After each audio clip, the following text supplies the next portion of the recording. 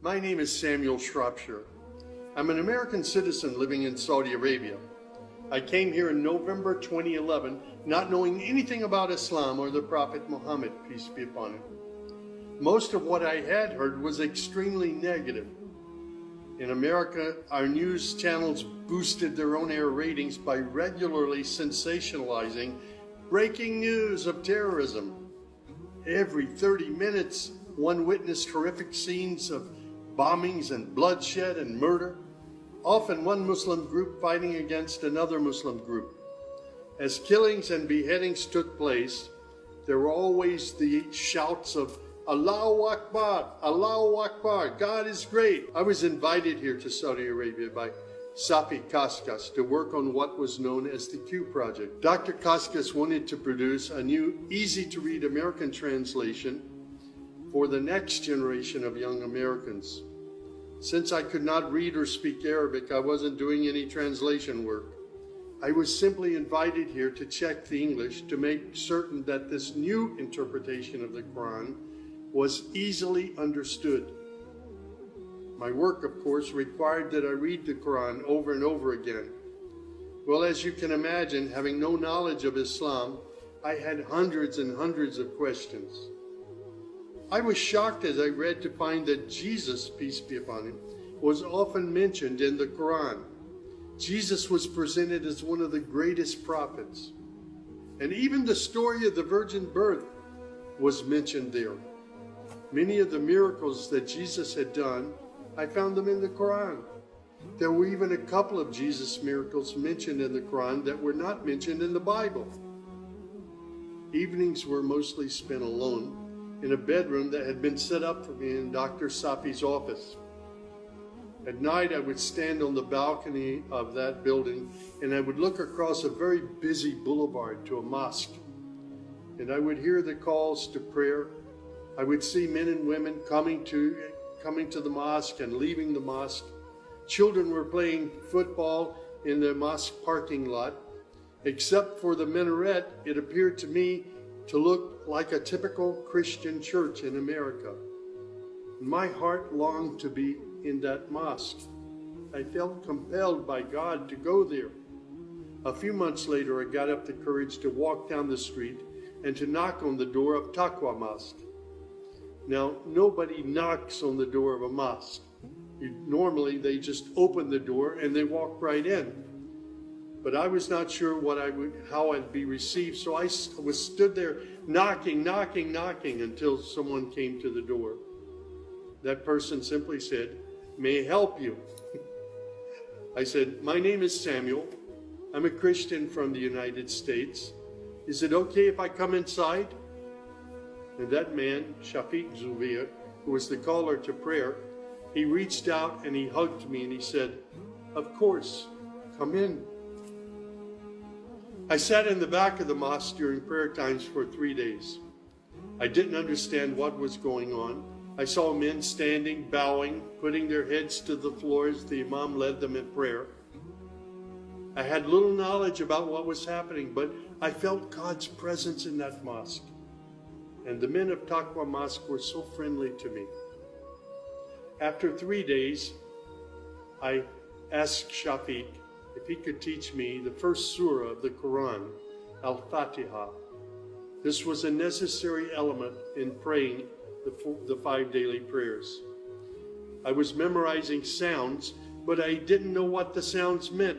So I started comparing them with an English translation I had, and I realized that there was nothing in Al-Fatiha that was inconsistent with Christian teaching. There I read the encouraging words that God was the most merciful, the distributor of mercy and forgiveness. My heart was being strangely touched by the words of the Quran and the love displayed by the men of Taqwa Mosque. Dr. Sadiq Malki would later drive me to the Islamic Education Foundation in Al-Hamra neighborhood of Jeddah, where I said Al-Shahada. According to Islam, we're all equal. There's none above another. There are scholars, but their role is educational. As for the relationship with God, it's personal, it's direct. The faith itself is simple and clear. It's summed up in just 6 points. There is one true God who is unlike any other being. He is neither born nor does he give birth. He has neither spouse nor offspring. Nothing is comparable to him. He's all-powerful. He knows everything perfectly. He is the most merciful. Secondly, a belief in angels who are indeed the servants of God. They obey God's bidding and they do whatever they're commanded to do. They don't have any free choice. Thirdly, there's a belief in divine revelations. Islam acknowledges that God revealed scriptures including the Torah, the Gospel, the Psalms. However, down through the ages, many of these divine revelations had become distorted and somewhat corrupt. The Quran, which also contains God's revelations, is intact. It hasn't changed from the very beginning. The Quran, which also contains God's revelations, is still intact in its original form. Fourthly, there's a belief that in all earlier prophets and God's messengers, not just Muhammad.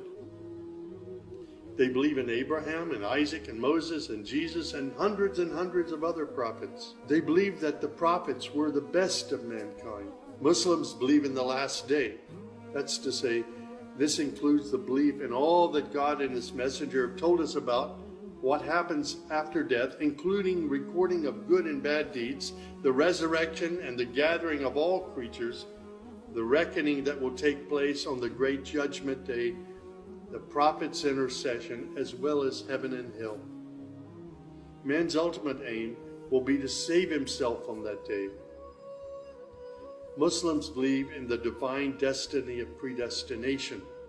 Whatever God wills is certain to take place, and what he has not willed will never take place. This present life is a test for man, and man should endeavor to pass this test. These tenets of faith appeared to me entirely consistent with human nature. And then I asked, how can one become a Muslim? My search showed me that one needs to fulfill 5 specific duties, which are called the pillars of Islam. These are: first, a declaration to believe and to say verbally, I witness that there is no other deity other than God, and that Muhammad, along with all the other prophets, is God's messenger. Prayer is an important part of a Muslim's life. Muslims seek to maintain the 5 daily prayers. These are spread out over the day and night. Thirdly, there's the zakat.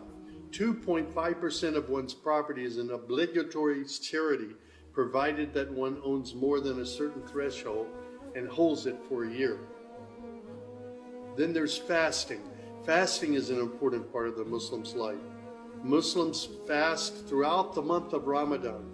They do this every year, abstaining from all food, drink, and sex, from dawn till sunset. One must also refrain from futile arguments and quarrels and forbidden things. The month provides a unique spiritual uplift for all Muslims. Then there is the pilgrimage or Hajj. This is performed in Mecca and its surrounding areas. It's a duty to fulfill this pilgrimage once during one's lifetime, provided that one is physically and financially capable of doing so. People often ask me, Sam, how did you become a Muslim? In the church was a library, and in that library were children's books. One of the books my mother got over and over again was called The God of Abraham. In that book were beautiful color photos of camels and deserts. She would read me the story of Abraham, how he was commanded by God to leave his mother and father because they were worshiping idols. She would pause and she would say, Sammy, you always have to pray to the God of Abraham. There is only one true God, the God of Abraham. My commitment to God has been strong and enduring since my younger years. And now I have found absolute peace in Islam, in a faith that I once thought was hostile. I found friendship and hope amongst a fraternity of other Muslim brothers and sisters. I have found a family of believers. شكرا جزيلا للدكتور صافي كسكاس الذي شرفنا بمدينة شارلوت، وعلى المجهود الجبار الذي قام به والذي كان سببا في إسلام السيد صاموئيل.